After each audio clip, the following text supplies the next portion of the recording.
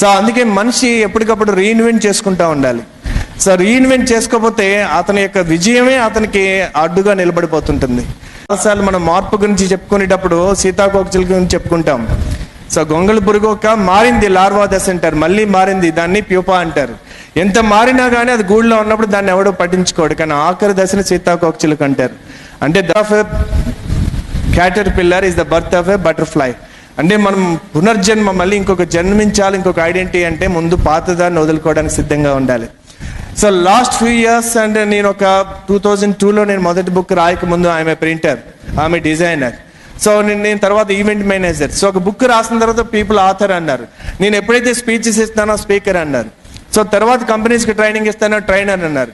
కానీ నిజానికి నేను ట్రైనరా, స్పీకరా, ఆథరా ఇవన్నీ నేను చేస్తున్నాను. బట్ ఆ ఐడెంటిటీ నా మైండ్కి వెళ్ళిపోయింది అనుకోండి, నేను ఇవి తప్ప మరొకటి చేయలేను.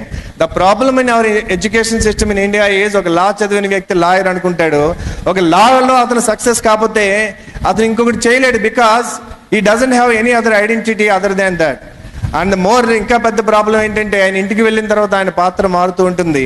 ఆయన భర్తగా ఉంటాడు, తండ్రిగా ఉంటాడు, కొడుకుగా ఉంటాడు, కానీ కేవలం లాయర్ మాత్రమే డామినేట్ చేసింది అనుకోండి, ప్రతిసారి లాజిక్ బయటకు వస్తుంది. ఆ పిల్లవాడికి తండ్రి కావాలి, భార్యకి భర్త కావాలి తప్ప లాయర్ అక్కర్లేదు. అక్కడ ఘర్షణ మొదలవుతుంది. అందుకే మన జీవితంలో చాలా రోల్స్ ప్లే చేస్తాం. We play the roles, we are not the roles. ఒక హీరో ఉన్నాడు అనుకోండి, ఆయన చాలా మంది అభిమానిస్తారు.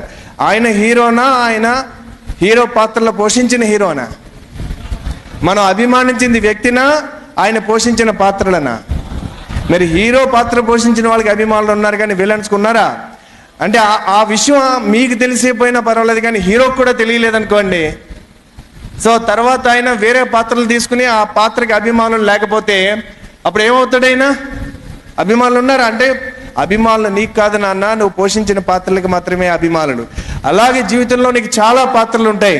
వ్యక్తిగా పాత్ర ఉంది, కొడుకుగా ఉంది, బ్రదర్గా ఉంటుంది, రేపు నువ్వు ఒక జాబ్ చేస్తే దానికి ఒక పాత్ర ఉంటుంది. ఏ పాత్రలో నీ యొక్క కర్తవ్యం నేను నిర్వర్తిస్తే ఆ పాత్రలో గౌరవం ఉంటుంది.